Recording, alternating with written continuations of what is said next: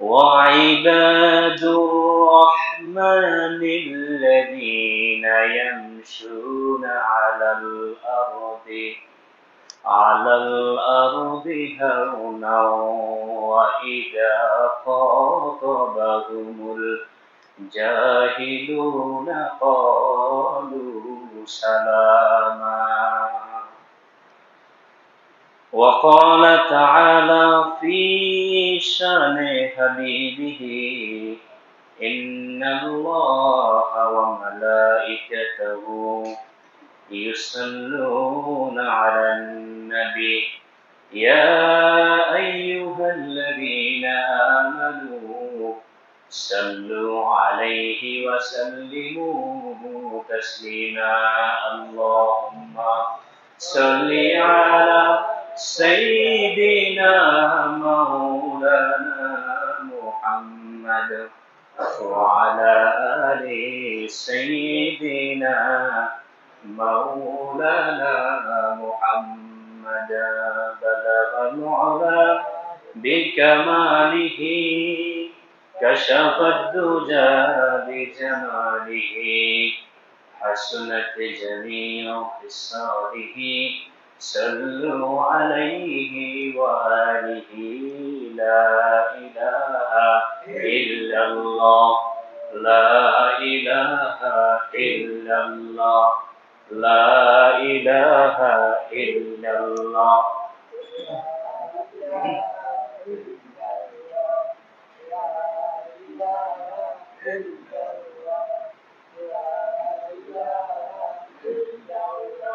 لا إله إلا الله محمد رسول الله صلى الله عليه وسلم.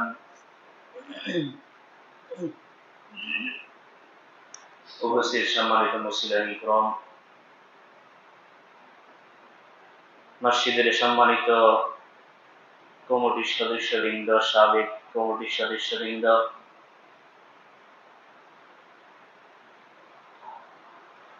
মুরব্বিয়ানে আজম, যুবক ভাইরা এবং পর্দা আড়ালে অবস্থানরত আমার মা ও বোনেরা, আল্লাহ রাব্বুল আলামিনের দরবারে লক্ষ কোটি শুকরিয়া যে মহান রব্বুল আলামিন আমাদেরকে আজকের জুমার দিনে জুমার সালাত আদায় করার জন্য আল্লাহর ঘর মসজিদে এসে বসে কিছু কথা বলার শোনার তৌফিক দান করেছেন। এই জন্য সকলে বলি আলহামদুলিল্লাহ। আজকে আমার আলোচনা এই শুকরিয়া আদায়ের এটার সাথে কিছুটা মিল রয়েছে। আজকের আলোচনা বিষয় হলো ইবাদুর রহমান, অর্থাৎ রহমানের বান্দা। রহমানের বান্দার গুণাবলী নিয়ে আমরা আলোচনা করব। আসলে রহমানের বান্দা বলতে কি বোঝায়? কোরআনে কারিমের মধ্যে এই ইবাদুর রহমানের বৈশিষ্ট্য বা গুণাবলী নিয়ে 4 থেকে 5টা জায়গাতে আল্লাহ তাআলা এই রহমানের বান্দাদের গুণাবলী বর্ণনা করেছেন এবং বিভিন্ন স্থানে আল্লাহ তাআলা মুমিনদের গুণাবলী নিয়ে, মুমিনদের বৈশিষ্ট্য নিয়েও কথা বলেছেন। যেমন সূরা মুমিনুনের প্রথম 7 আয়াতের মধ্যে আল্লাহ তাআলা মুমিনদের 7টা বৈশিষ্ট্য নিয়ে আলোচনা করেছেন। ঠিক তেমনি ভাবে ইবাদুর রহমান এটা আল্লাহ তাআলার একটা ইসতিলাহি ভাষা, ইসতিলাহাত। আল্লাহ তাআলা বান্দাগুলোর মধ্যে ইবাদুর রহমান বলতে কি বোঝায়, এর তাফসীরে বিভিন্ন মুফাসসিরগণ লিখেছেন ইবাদুর রহমান হচ্ছে তারা যে সমস্ত বান্দাদেরকে আল্লাহ তাআলা নির্বাচিত করেছেন, আল্লাহ তাআলা মনোনীত করেছেন আল্লাহ তাআলার ইবাদত করার জন্য। বলেন সুবহানাল্লাহ। আল্লাহ তাআলা এই বান্দাগুলোকে তার ইবাদত করার জন্যই নির্বাচিত করেছেন, পছন্দ করেছেন, মনোনীত করেছেন। এই বান্দাগুলোকে আল্লাহ তাআলা নিজের ভাষায় ইবাদুর রহমান বলেছেন। ইবাদুর রহমান বলতে ইবাদুর রহমান তারা যারা আসলে বেলায়েতের পথে আল্লাহ তাআলার ওলি হওয়ার জন্য চেষ্টা করে, যারা আল্লাহ তাআলার ওলি বললেও চলে। ইবাদুর রহমান বলতে সেরকম কিছুই বোঝায়। প্রিয় ভাইয়েরা, ইউসুফ আলাইহিস সালাম সূরা ইউসুফের মধ্যে আল্লাহ তাআলা ইউসুফ আলাইহিস সালামের ঘটনা উল্লেখ করেছেন। আল্লাহ তাআলা বলেছেন, আল্লাহ তাআলা ইউসুফ আলাইহিস সালামের এই ঘটনা, ইউসুফ আলাইহিস সালাম যখন গোলাম বাজারে বিক্রি হইতেছিল, তখন ইউসুফ আলাইহিস সালামরে আমরা সবাই জানি, ইউসুফ আলাইহিস সালামকে আজিজে মিশরের স্ত্রী জুলেখা সেই গোলাম বাজার থেকে ক্রয় করে নিয়েছেন। কি জন্য জানেন? গোলাম বাজার থেকে এই জন্য ক্রয় করে নিয়েছেন, এই ছেলেটাকে তার পছন্দ হয়েছে। এই ছেলেটা তখন এখনো নবী হন নাই, এখন আল্লাহ তাআলার পয়গম্বর হন নাই, এত সুন্দর ছিল, এই ছেলেটাকে তার পছন্দ হয়েছে বিদায় কিনে নিয়েছিল। কিন্তু যখন নিজে এই ছেলেটাকে লালন পালন করে বড় করছে, যত বেশি ছেলেটা বড় হচ্ছে তত বেশি জুলেখা তার প্রতি আকৃষ্ট হইতেছিল। আল্লাহ তাআলা বলছেন, সে আমার মনোনীত বান্দা ইউসুফ আলাইহিস সালাম, যার প্রতি জুলেখা আকৃষ্ট ছিল, জুলেখা পাগলের মতো তাকে ভালোবাসতো। যদি আমি আল্লাহ তাআলা ইউসুফ আলাইহিস সালামকে সেই গুনাহ থেকে, সেই পাপ থেকে রক্ষা না করতাম, তাহলে এমন কে ছিল যে ইউসুফকে ওই পাপ থেকে, ওই জঘন্য অপরাধ থেকে বাঁচাবে? বলেন, কেউ ছিল? একমাত্র সেই মুহূর্ত থেকে, সেই পাপ থেকে, অপরাধ থেকে ইউসুফ আলাইহিস সালামকে বাঁচানোওয়ালা কে? বলেন, আল্লাহ তাআলা। আমাদের দেশে একটা কথা আছে, প্রেম করেছেন ইউসুফ নবী, প্রেম করেছেন, কথাটা জঘন্যতম অপরাধ, কবিরা গুনাহ। কি গুনাহ? রাসূলুল্লাহ সাল্লাল্লাহু আলাইহি ওয়াসাল্লামের 11 জন বিবি ছিলেন। রাসূলুল্লাহর 11 জন বিবি সহ পূর্বেকার যত নবী রাসূলগণ দুনিয়াতে আসছেন গেছেন, কোন নবী তো দূরের কথা, কোন নবীদের স্ত্রীরা জীবনে প্রেম করেন নাই। জীবনে কি করেন নাই? নবীগণের স্ত্রীও জীবনে কারোর সাথে প্রেম করে নাই। আর আমরা বর্তমানে নবীদের নামে, সরাসরি নবীদের স্ত্রীদের, নবীদের নামে জঘন্য মিথ্যাবাদ করি, মিথ্যা রটাই যে প্রেম করেছেন ইউসুফ নবী। নাউজুবিল্লাহ। আল্লাহ তাআলা সমস্ত নবী রাসূলদেরকে এই সমস্ত পাপ থেকে রক্ষা করেছেন, তারা এই সমস্ত পাপ থেকে মাসুম ছিল। তা আল্লাহ তাআলা বলেন যে ইউসুফ আলাইহিস সালামকে জুলেখার সেই কবল থেকে, অপরাধ থেকে আমি যদি রক্ষা না করতাম, ইউসুফ আলাইহিস সালামও সেরকম জুলেখার প্রতি আকৃষ্ট হয়ে যেত। আমি ইউসুফ আলাইহিস সালামকে রক্ষা করেছি কেন? ইউসুফ আলাইহিস সালাম ছিল আমার মনোনীত নবী এবং বান্দা। বলুন সুবহানাল্লাহ। তাহলে আল্লাহ তাআলা এই ইবাদুর রহমান মানে এইটা বুঝাইলেন যে আল্লাহ তাআলা যে সমস্ত বান্দাদেরকে গুনাহ থেকে বাঁচাতে চায়, আল্লাহ তাআলা তাদেরকে ইবাদুর রহমান বলেছেন। বলুন সুবহানাল্লাহ। তার মানে বুঝা গেল ইবাদুর রহমান হচ্ছেন তারা যাদেরকে সরাসরি আল্লাহ তাআলা গুনাহ থেকে বাঁচায়। সুবহানাল্লাহ। কত সৌভাগ্যের বিষয় কি ভাইয়েরা। আসেন আমরা এটাকে আরেকটু বিস্তারিত আলোচনা করি। যখন কোন বান্দা আল্লাহ তাআলার ঈমান দিয়ে, আল্লাহ তাআলার তাকওয়া দিয়ে তার মনকে কি করে ভরপুর করে, পরিপূর্ণ করে, তখন আল্লাহ তাআলা তাকে একটা গুনাহ থেকে বাঁচায়। সুবহানাল্লাহ। বলে বান্দা যখন ওই গুনাহটা থেকে বাঁচে, বাঁচার সাথে সাথে বান্দা বলে আলহামদুলিল্লাহ। কি বলে? শুকরিয়া আদায় করে আল্লাহ তাআলা আরো বেশি গুনাহ থেকে তাকে বাঁচান। বলে সুবহানাল্লাহ। যখন বান্দা ওই গুনাহ থেকে বাঁচার পরে বান্দা ক্রমাগতভাবে ওই গুনাহ থেকে নিজেকে কি করে, কৃতজ্ঞতা প্রকাশ করে আলহামদুলিল্লাহ বলে, যখনই কোনো গুনাহ থেকে বাঁচতে পারে তখন আল্লাহ তাআলা শুকরিয়া আদায় করে আল্লাহ তাআলা তাকে এই পরিমাণ গুনাহমুক্ত রাখেন যে সেই ব্যক্তি প্রফুল্ল মনে এবং নিশ্চিন্তে সেই ব্যক্তি জান্নাতে প্রবেশ করে। বলেন সুবহানাল্লাহ। চিন্তা করেন, যেই ব্যক্তিকে আল্লাহ তাআলা সরাসরি গুনাহ থেকে বাঁচায়, সেই ব্যক্তি কত বড় সৌভাগ্যবান, আপনি চিন্তা করেন। এটার বিস্তারিত আলোচনা এখন করা সম্ভব নয়। আমি ক্রমাগতভাবে যেই কয়টা পারি, এই রহমানের বান্দাগাদের কিছু গুণাবলী আল্লাহ তাআলা ক্রমাগতভাবে এই সূরার মধ্যে আলোচনা করেছেন। কোন কোন মুফাসসির এই তালিকাটাকে 13 প্রকার বলেছেন। কত প্রকার? মানে এই আল্লাহর বান্দা যেগুলাকে আল্লাহ তাআলা তার ইবাদতের জন্য সৃষ্টি করেছেন এবং আল্লাহ তাআলা তাদেরকে গুনাহ থেকে বাঁচানোর জন্য নির্বাচিত করেছেন, এই বান্দাগুলোর 13টা গুণ। কোন কোন মুফাসসির বলেছেন 11টা গুণ। আসলে এগুলাকে 13 ভাগে ভাগ করা যায়, আমিও 13 ভাগে ভাগ করছি। তো এই ইবাদুর রহমান যারা, আল্লাহ তাআলা তাদেরকে এক কথায় তাদেরকে আল্লাহ পছন্দ করেন, নির্বাচিত করেন। কথার কথা ধরেন, আজকে আমরা যারা এখন খুতবার শুরুতে আমরা মসজিদে উপস্থিত হয়েছি, আপনি কি মনে করেন এটা আল্লাহর তৌফিক ছাড়া হয়েছে? আল্লাহ তাআলা আপনাকে মনোনীত করেছেন, আপনাকে যাচাই বাছাই করেছেন, নির্বাচিত করে আল্লাহ তাআলা আপনাকে গুনাহ থেকে রক্ষা করার জন্য আল্লাহর ঘর মসজিদে নিয়ে আসছেন। সুবহানাল্লাহ। এমন কোন মানুষ আছে যে মসজিদে বসে সিগারেট খাবে? আছে? অথবা মা মাসিকে দলে গালাগালি করবে, এরকম আছে? তাহলে আপনি যদি এই সময়টা ঘরে থাকতেন, হয়তো বা আপনি আপনার রমণীর সাথে, স্ত্রীর সাথে কোনো না কোনো বিষয়ে রাগারাগি করতেন, কোনো না কোনো বিষয়ে খারাপ আচরণ করতেন, অথবা একটা স্মোক করতেন, ঠিক কি না? তাহলে গুনাহ হইতে কি হইতো না? আল্লাহ তাআলা আপনাকে পছন্দ করেন বিধায় সেই গুনাহ থেকে রক্ষা করে আল্লাহ তাআলা এই মসজিদে আনছেন। এটার জন্য আমরা আবার বলি আলহামদুলিল্লাহ।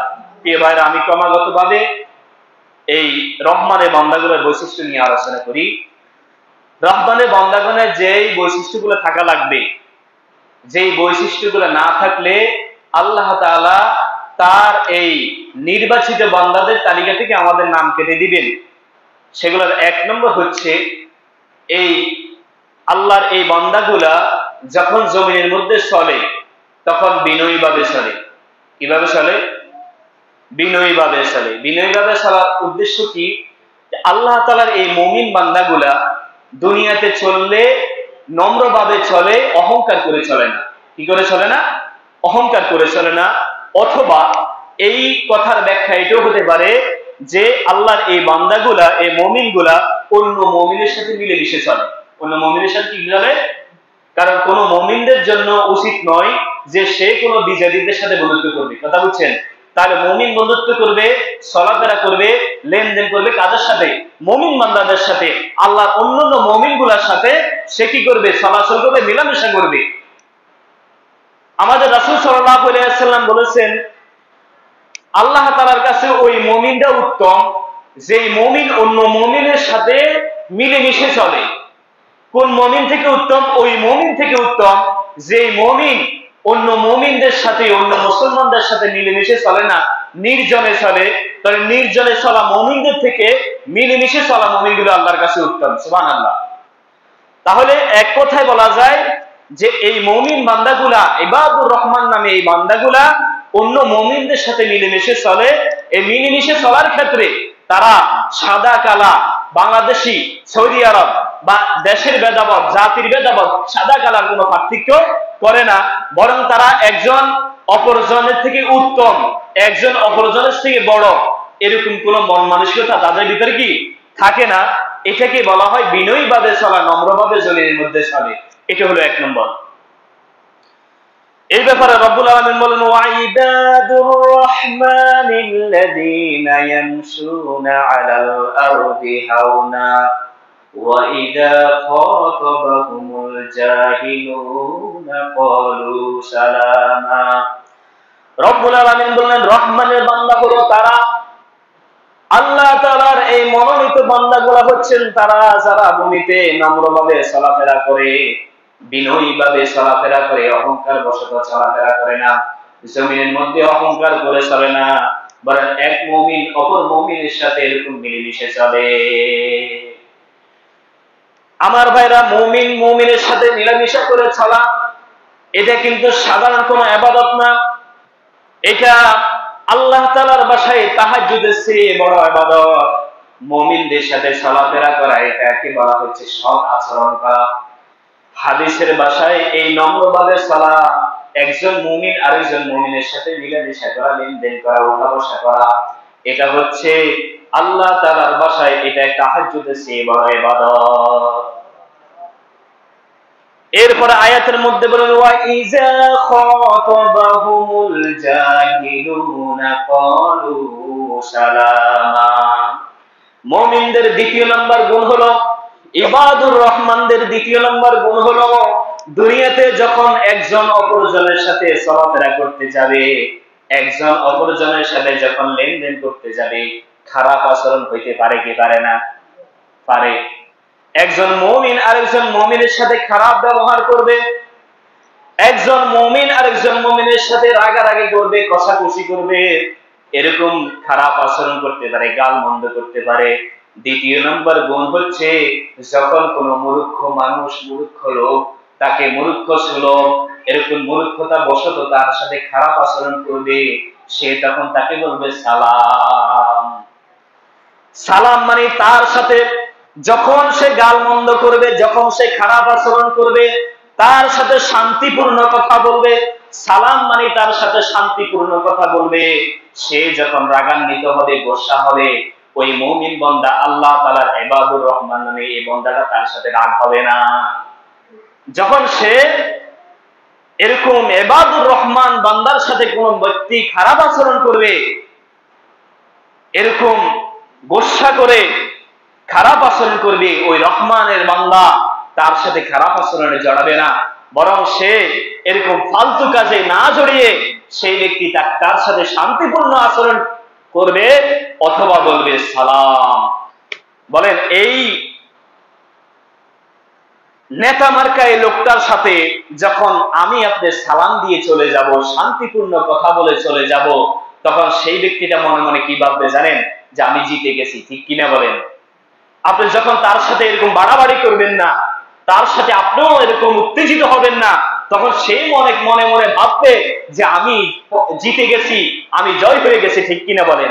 কিন্তু আল্লাহ তাআলা বলতেছে যে এই লোকগুলা সাময়িকভাবে যদিও মনে করে যে সেই ব্যক্তি জিতে গেছে, সেই ব্যক্তি জয় হয়েছে, কিন্তু সব সময় সৎ আচরণ করেনওয়ালা ব্যক্তিরা দুনিয়া এবং আখিরাতে আল্লাহ তাআলার কাছে জয় হয়। সুবহানাল্লাহ।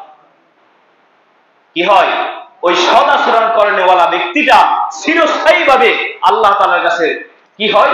জয় হয়, সফলতা অর্জন করে। তাহলে আপনি যদি তাকে সালাম দেন, আপনার কোনো লস নাই। সেই ব্যক্তি আপনার সাথে খারাপ আচরণ করবে, গালমন্দ করবে, আপনি তাকে সালাম দিয়ে সেখান থেকে চলে যান। এটা ইবাদুর রহমানের গুণ। এটা আল্লাহ তাআলার মনোনীত বান্দা, আল্লাহ তাআলার সিলেক্টেড বান্দা, নির্বাচিত বান্দা, যাদেরকে আল্লাহ ইবাদত করার জন্য এবং গুনাহ থেকে বাঁচানোর জন্য আল্লাহ সৃষ্টি করেছে। সুবহানাল্লাহ। আপনি তাদের আচরণ করতে হবে প্রিয় ভাইরা। তাহলে এক নম্বর বলছি জমিনে চললে নম্রভাবে চলা। দ্বিতীয় নম্বর বলছি কোন অজ্ঞ মানুষ যদি আপনার সাথে খারাপ আচরণ করে, তার সাথে শান্তিপূর্ণ কথা বলে সালাম দিয়ে সেখান থেকে চলে যাওয়া। কথা কি বুঝছেন? ইবাদুর রহমানের তৃতীয় নম্বর যে গুণ, সেটা হচ্ছে তাহাজ্জুদের নামাজ পড়া। কি পড়া?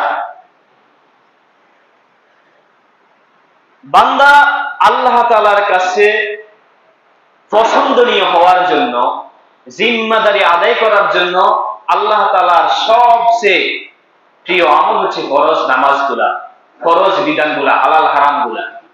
কিন্তু আল্লাহ তাআলার কাছে বান্দার মহব্বত বাড়ানোর জন্য, আল্লাহ তাআলা বান্দার নিকটে যাওয়ার জন্য একমাত্র আল্লাহ তাআলার মনোনীত আমল হচ্ছে তাহাজ্জুদের সালাত। কি? আপনি 5 ওয়াক্ত নামাজ পড়বেন, হালাল হারাম মেনে চলবেন, আপনি আল্লাহ তাআলার জিম্মাদারি আদায় করবেন, আপনিও ইনশাআল্লাহ জান্নাতের অধিকারী হবেন। কিন্তু আল্লাহ তাআলার অতিরিক্ত ভালোবাসা পাওয়ার জন্য, সব সময় আল্লাহ তাআলার নজরে থাকার জন্য, আল্লাহ তাআলার প্রিয়তম বান্দা হওয়ার জন্য, ইবাদুর রহমান হওয়ার জন্য আপনার এক নম্বর কাজ হচ্ছে তাহাজ্জুদের নামাজ পড়া। আল্লাহ তাআলা বলেন ওয়াল্লাযীনা ইয়াবিতুনা লিরাব্বিহিম সুজদান ওয়া কিয়ামা। রব্বুল আলামিন বললেন এবং ইবাদুর রহমান হচ্ছে তারা যারা রাত অতিবাহিত করে নিজের প্রতিপালকের সামনে দণ্ডায়মান অবস্থায়, অর্থাৎ নামাজে দাঁড়ানো অবস্থায়, অথবা রাত অতিবাহিত করে সিজদারত অবস্থায়। বলেন সুবহানাল্লাহ। ইবাদুর রহমান তারা যারা রাত্র যাপন করে, রাত্র অতিবাহিত করে, হয়তো নামাজের মধ্যে দাঁড়িয়ে অথবা আল্লাহ তাআলার কাছে সিজদারত অবস্থায়। সুবহানাল্লাহ। তাহলে 3 নম্বর ইবাদুর রহমানের গুণ হচ্ছে তাহাজ্জুদের নামাজ পড়া, অর্থাৎ রাত্রি যাপন করা আল্লাহ তাআলার ইবাদতে। এই কাজ করলে একজন মানুষ আল্লাহ তাআলার প্রিয় বান্দাতে রূপান্তরিত হবে, আল্লাহর ওলি হয়ে যাবে। এরপরে ইবাদুর রহমানের 4 নম্বর গুণ হলো তারা প্রতিনিয়ত আল্লাহ তাআলার কাছে জাহান্নাম থেকে রক্ষা চাইবা, জাহান্নাম থেকে রক্ষার দোয়া করবে। এই ব্যাপারে আল্লাহ তাআলা বলেন ওয়াল্লাযীনা ইয়াকুলুনা রাব্বানা সরিফ আন্না আযাবা জাহান্নাম ইন্না আযাবাহা কানা গরামা। রব্বুল আলামিন বলেন এবং ইবাদুর রহমান হচ্ছে তারা যারা বলে হে আমাদের প্রতিপালক জাহান্নামের আযাব থেকে আমাদেরকে রক্ষা করেন, অথবা জাহান্নামের আযাব আমাদের থেকে দূর করে দেন, আমাদের থেকে বহু দূরে জাহান্নামের আযাব নিয়ে যান। কারণ জাহান্নামের আযাব নিশ্চিত, এটা আমাদের সংলগ্নে থাকে, প্রত্যেকটা মানুষের নিকটেই থাকে জাহান্নামের আযাব। এজন্য আল্লাহ তাআলা শিখিয়ে দিলেন ইবাদুর রহমান নামে যত বান্দা আছে তারা আল্লাহ তাআলার কাছে এই দোয়া করবে, আল্লাহ তাআলা জাহান্নামের আযাব আমাদের থেকে দূর করে দেন। কারণ নিশ্চিত জাহান্নামের আযাব আমার আপনার নিকটে আছে। তার মানে শয়তান আমাকে আপনাকে জাহান্নামে নেওয়ার জন্য প্রতিনিয়ত কি করতেছে? চেষ্টা করতেছে, প্রতিনিয়ত সে যুদ্ধ করতেছে আমার নফসের সাথে, আমার আত্মার সাথে, আমার দিলের সাথে। এর অর্থ হচ্ছে জাহান্নাম সবসময় আমাদের নিকটে। এই জন্য আল্লাহর কাছে দোয়া করতে হবে। রহমানের বান্দারা আল্লাহ তাআলার কাছে দোয়া করে, আল্লাহ জাহান্নামের আযাব আমার থেকে দূর করে দেন, জাহান্নামের আযাব আমাদের থেকে দূর করে দেন। এবং তারা বলে ইন্নাহা সাআত মুস্তাকাররান ওয়া মুকামা, নিশ্চয় আবাসস্থল হিসেবে এবং বাসস্থান হিসেবে জাহান্নাম হচ্ছে অত্যন্ত নিকৃষ্ট একটা জায়গা। কেন জাহান্নাম আমাদের থেকে দূর করে দেন? এই জন্য, কারণ জাহান্নাম বাসস্থান হিসেবে, আবাসস্থল হিসেবে অত্যন্ত নিকৃষ্ট, অত্যন্ত যন্ত্রণাদায়ক, অত্যন্ত খারাপ একটা জায়গা। এই জন্য ইবাদুর রহমান যারা আল্লাহর বান্দা, রহমানের বান্দারা সব সময় আল্লাহ তাআলার কাছে দোয়া করবে জাহান্নামের আগুন, জাহান্নামের আযাব থেকে রক্ষা পাওয়ার জন্য। এটা হচ্ছে রহমানদের বান্দাদের 4 নম্বর গুণ। প্রিয় ভাইরা, এরপরে ইবাদুর রহমান, রহমানের বান্দাগণের 5 নম্বর বৈশিষ্ট্য, 5 নম্বর গুণ হলো তারা আল্লাহ তাআলার রাস্তায় দান করবে। কিন্তু আল্লাহ তাআলা এখানে দান করার মূল যে গুণটা, সেই গুণটা বর্ণনা করেছেন। আমাদের মধ্যে অনেক ভাইরা আছেন যারা মনে করেন যে দান করবে বড় লোকেরা, দান করবে ধনীরা, আমি আপাতত গরিব আছি, আমি আপাতত দান করা লাগবে না, এখন আপাতত আমি দান না করলেও চলবে, ধনীরা দান করবে, বৈশালা যারা আছে তারা দান করবে। কিন্তু আল্লাহ তাআলা এখানে ওই দানের মূল গুণ, মূল বৈশিষ্ট্যটা এখানে বর্ণনা করেছেন। আমরা যে মনে করি যে দান করা এটা বড় লোকদের কাজ, আমি আপাতত গরিব, আমি দান না করলেও চলবে, আমি যখন বড় লোক হবো তখন আমি দান করব, এই বৈশিষ্ট্য থেকে বাঁচে বের হয়ে আসার জন্য আল্লাহ তাআলা বললেন ওয়াল্লাযীনা ইযা আনফাকু লাম ইউসরিফু ওয়া লাম ইয়াকতুরু ওয়া কানা বাইনা যালিকা কাওয়ামা। রব্বুল আলামিন বললেন ইবাদুর রহমান হচ্ছে তারা যারা ব্যয় করার সময় অপব্যয়ও করে না, ব্যয় করার সময় কৃপণতা করে না, বরং তারা মধ্যম পন্থায় আল্লাহর রাস্তায় দান করে। বলেন সুবহানাল্লাহ। আল্লাহর রাস্তায় দান করার অর্থ হচ্ছে আপনি যেই অবস্থায় আসছেন আপনার সাধ্য অনুসারে আপনি আল্লাহর রাস্তায় দান করবেন। আমার ভাইরা, আমরা জানি ওমর রাদিয়াল্লাহু তাআলা আনহু একজন বিশিষ্ট ব্যবসায়ী ছিলেন, ধনী মানুষ ছিলেন। ওসমান গনি রাদিয়াল্লাহু তাআলা আনহু একজন ধনী মানুষ ছিলেন। কিন্তু এতটা সত্ত্বেও আল্লাহ তাআলা আবু বকর রাদিয়াল্লাহু তাআলা আনহুকে প্রথম খেলাফতে রেখেছেন, প্রথম সাহাবাদের সম্মানের মধ্যে আল্লাহ তাআলা রেখেছেন।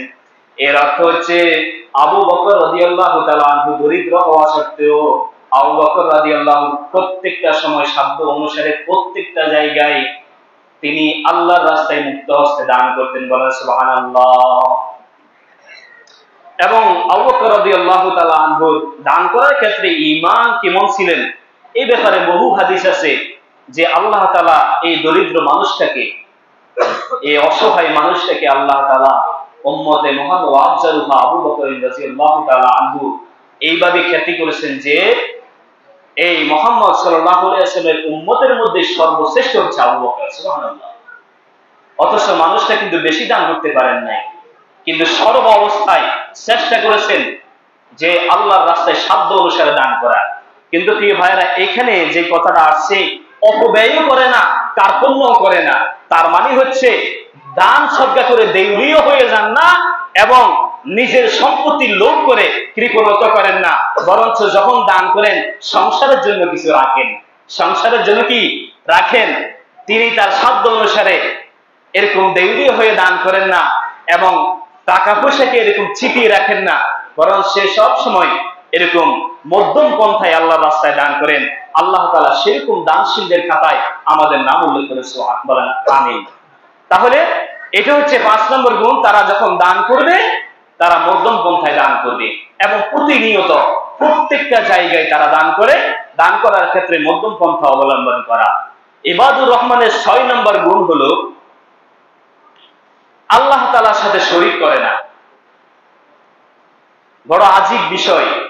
তা এর আগে 5টা বৈশিষ্ট্য গেছে ইবাদুর রহমানের। আল্লাহ তাআলা প্রথমেই বলার দরকার ছিল তারা আল্লাহ তাআলার সাথে শরীক করে না, শিরিক করে না, কবিরা গুনাহ করে না। আল্লাহ তাআলা আগে বললেন যে ইবাদুর রহমান নামে এই মানুষগুলা দুনিয়াতে চলার সময় নম্রভাবে চলে, বিনয়ী হইয়া চলে। 2 নম্বর বলে শান্তিপূর্ণ কথা বলে। 3 নম্বর বললেন তারা তাহাজ্জুদের সালাত পড়ে। 4 নম্বরে বললেন তারা জাহান্নামের আগুন থেকে, আযাব থেকে রক্ষার জন্য আল্লাহ তাআলার কাছে দোয়া করেন। 5 নম্বরে বললেন তারা মধ্যম পন্থায় দান করেন। 6 নম্বরে যাইয়া আল্লাহ তাআলা বললেন তারা আল্লাহর সাথে শরীক করে না। অথচ এই কথাটা বলার দরকার ছিল কোথায়? শুরুতে। এটা 6 নম্বরে আসলো কেন? এর জবাবে মুফাসসিরিন ইকরাম অনেকগুলো কথা বলেছেন যে আল্লাহ তাআলা এই শিরিকের এই বিষয়টা 6 নম্বরে আনার উদ্দেশ্য হলো আল্লাহ তাআলা যদি এইটা প্রথমে আনতো তাহলে আল্লাহ তাআলার এই পছন্দের বান্দাগুলা, আল্লাহ তাআলার এই প্রিয় বান্দাগুলা শানে মানানসই হতো না। তাদের শানে কি হতো না? মানানসই হতো না। এটা সঠিক যে পৃথিবীতে যতগুলা মানুষ কবিরা গুনাহ করে সবচেয়ে জঘন্য, সবচেয়ে বড় কবিরা গুনাহ হচ্ছে আল্লাহর সাথে শিরিক করা। কিন্তু আল্লাহ তাআলা এই কথাটা আগে কেন আনলেন না? বলে আল্লাহ তাআলার এই বান্দাগুলা বড় আদরের, বড় পছন্দের, বড় মনোনীত, নির্বাচিত।